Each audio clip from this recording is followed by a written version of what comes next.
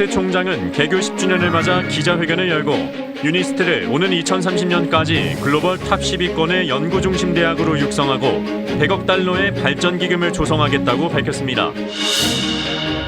전기차 등 이른바 미래차 시장이 확대되면서 기존 내연기관용 부품업체들의 타격이 불가피하지만 지자체 차원의 뚜렷한 대책은 나오지 않고 있습니다. 실태와 문제점을 취재했습니다. 관구대 암각화도 보존하고 울산의 부족한 식수 문제도 해결하기 위한 연구 용역이 진행됩니다. 사연댐 수위를 낮추는 대신 운문댐의 물을 받는 방안을 찾는 것이 핵심입니다. 황세영 울산시의회 의장이 청소년의회 구성 조례안과 관련해 임시회 본회의를 방해하고 의원을 감금 폭행한 혐의로 학부모 단체 회원들을 경찰에 고발했습니다.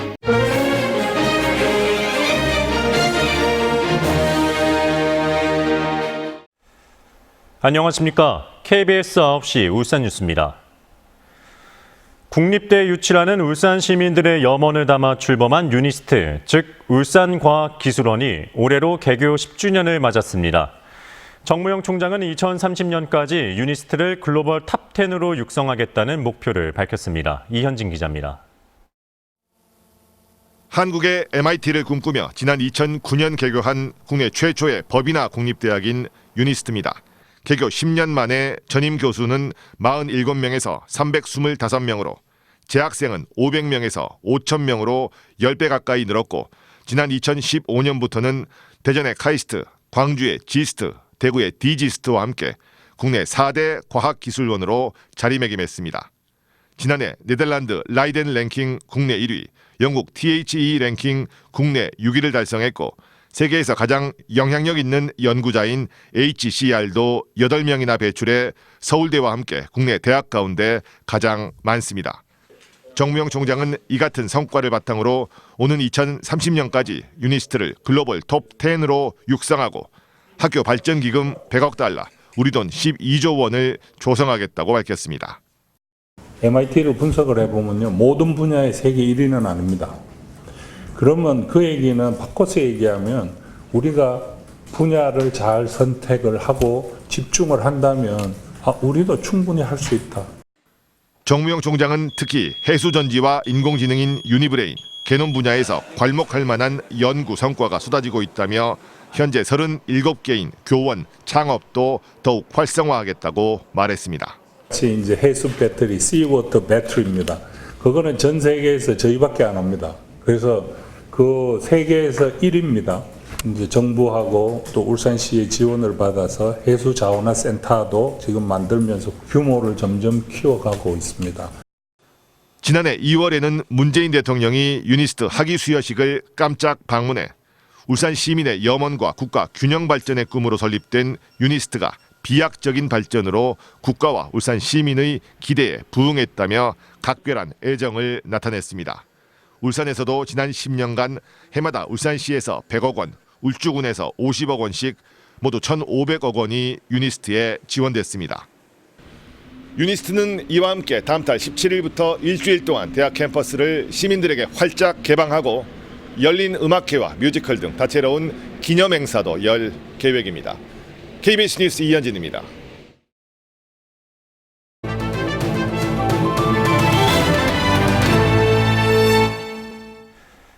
전기차와 수소차 같은 미래차가 갈수록 생산 비중을 늘리며 우리 앞에 성큼 다가오고 있습니다. 그러면서 기존 내연기관 차량 협력업체들의 심각한 타격이 우려되는데요.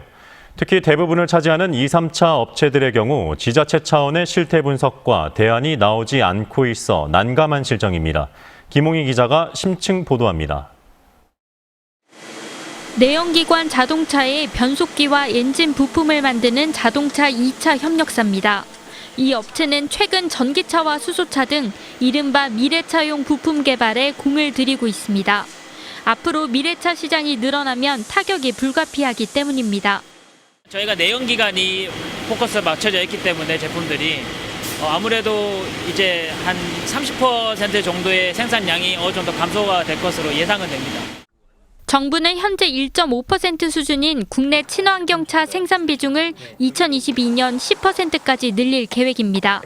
미래차로의 전환이 빨라질수록 그 여파는 고스란히 자동차 부품 산업으로 이어집니다.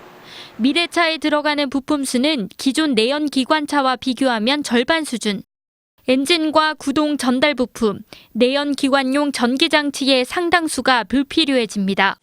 내연 기관용 부품 업체들은 기술 개발 등으로 미래차 시장에 발빠르게 대응해야 하는 실정. 그러나 연구개발 여력이 없는 2, 3차 협력사들에겐 먼 나라 얘기입니다. 2, 3차들은 굉장히 지금 방향도 못 잡고 있는데 내연기관 판매에서 부진하잖아요. 전기차 쪽으로 투자할 여력도 좀 부족해요. 정부가 지원을 해가지고 구조 개편을 빨리 가야 되는 거죠. 2025년 글로벌 전기차 시장 규모는 올해보다 5배 이상 커질 것으로 예측됩니다. 자동차 도시 울산의 미래 판도를 바꿀 수 있는 변화가 본격화되고 있습니다. 협력업체들의 흥망성쇠는 지역 일자리 문제와 직결돼 도시의 경쟁력을 좌우하게 됩니다. 그렇다면 미래차 시장 확대가 협력업체에 미치는 영향에 울산시는 얼마나 대응하고 있을까요? 일단 울산시는 전기차 등 미래차 부품 개발과 실용화를 위해 자동차 협력사 등의 국비를 포함해 1,000억 원이 넘는 사업비를 지원했습니다. 업체들은 핵심 기술을 개발했고 수천억 원의 매출을 올렸습니다. 문제는 수혜 대상이 연구개발 여력이 있었던 1차 협력업체들에게 집중됐다는 점입니다. 울산의 자동차 산업 부품 기업 수는 460여 개, 규모가 작은 2, 3차 업체가 90% 이상을 차지합니다. 그러나 규모가 영세하고 자체적인 미래차 기술 개발이 어려운 2, 3차 이하 중소기업 협력사들이 미래차 시장에서 어떤 영향을 얼마만큼 받을지 기본적인 환경 분석조차 제대로 되지 않고 있습니다.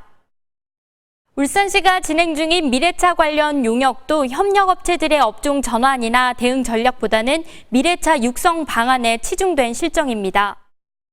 물론 국내 자동차 산업 특성상 완성차 기업이 명확한 방향을 설정하지 않으면 지자체와 부품사들이 취할 수 있는 조치에는 일정 부분 한계가 있습니다.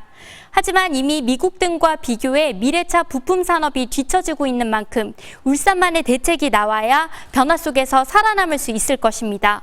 KBS 뉴스 김홍입니다.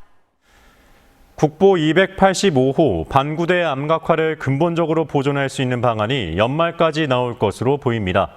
울산시와 정부 등은 이 같은 내용의 업무 협약을 체결하고 암각화를 보존하기 위한 사연댐 수위 조절과 운문댐물의 공급 방안을 찾는 용역을 진행합니다. 박중관 기자입니다.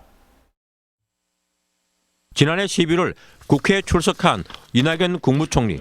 반구대 암각화 보존과 얽혀있는 낙동강 물 문제를 묻는 질문에 한 달 전에 울산과 대구, 경북의 단체장 등이 모여 이렇게 합의했다고 밝혔습니다. 구미, 대구, 울산, 부산을 포함한 낙동강 수계 전체의 물관리에 관한 통합적인 용역을 맡긴다. 총리 주재로 울산과 대구의 단체장들이 만난 지 6개월여 만에 반구대 암각화 보존과 낙동강 물 문제 해결을 위한 업무 협약이 체결됐습니다. 협약의 내용은 크게 두 가지입니다. 반구대 암각화 보존의 전제 조건인 울산의 식수 문제 해결과 낙동강 물을 효율적으로 나눠 쓰기 위한 낙동강 통합 물관리 방안을 찾는 겁니다. 핵심은 반구대 암각화를 물속에서 건져내기 위해 사인댐의 수위를 영구히 낮추는 대신 부족해지는 울산의 식수는 청도 운문댐물을 공급하는 것입니다. 또 취수량을 늘리기 위해 낙동강 유역의 산업단지에서 폐수가 배출되지 않도록 하는 폐수 무방류 시스템 도입 방안도 찾습니다. 정부는 두 가지 용역을 통해 반구대 암각화도 보존하고 낙동강 물 문제도 해결할 수 있는 방안을 연말까지 마련할 계획입니다.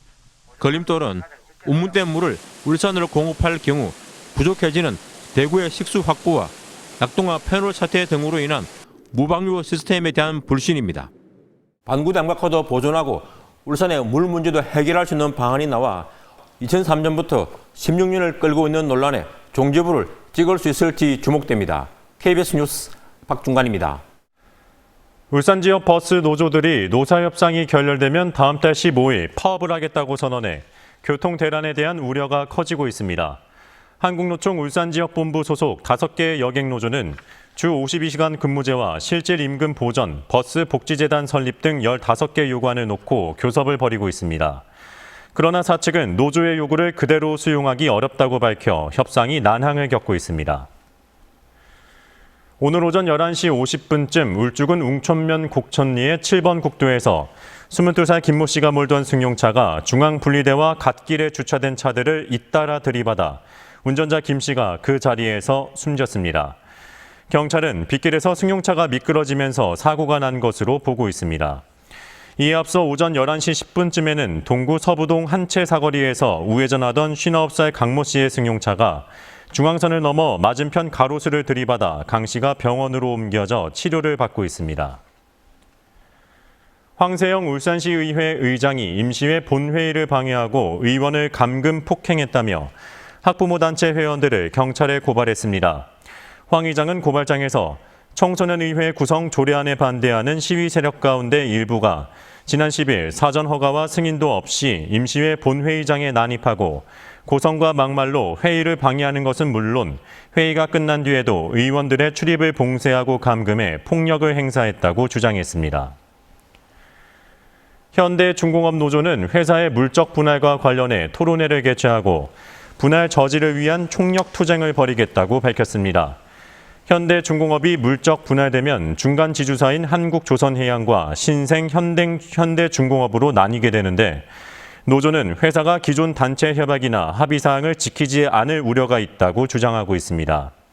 현대중공업은 상생 방안을 찾기 위한 노사 실무협의체 구성을 노조에 제안했으며 단체 협약을 회사 마음대로 바꿀 것이라는 노조 주장은 사실과 다르다고 강조했습니다.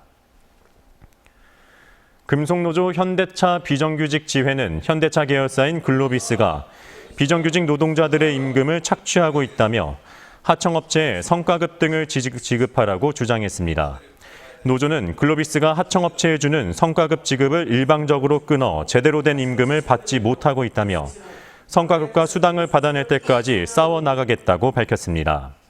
노조는 글로비스 물류창고 앞에서 선전전을 이어나갈 계획입니다. 울산시가 자동차 탄소 포인트제 3차 시범사업 참여 시민을 다음 달까지 모집합니다. 3차 시범사업은 지난 2월부터 전국에서 6,500대를 대상으로 선착순 모집하며 현재 울산에는 169대가 참여 신청을 했습니다. 자동차 탄소 포인트제는 주행거리 감축이나 친환경 운전 실적을 평가해 최대 10만 원의 인센티브를 지급하는 제도로 참여 대상은 휘발유나 경유를 연료로 사용하는 비사업용 승용차입니다. KBS 9시 울산 뉴스를 마칩니다. 고맙습니다.